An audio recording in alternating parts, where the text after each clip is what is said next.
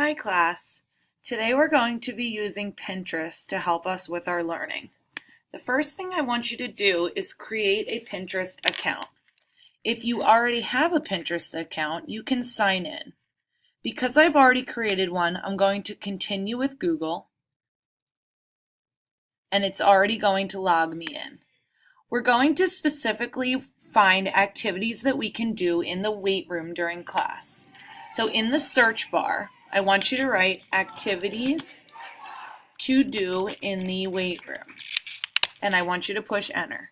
And you're going to see thousands of different pins that we could be able to do in the weight room.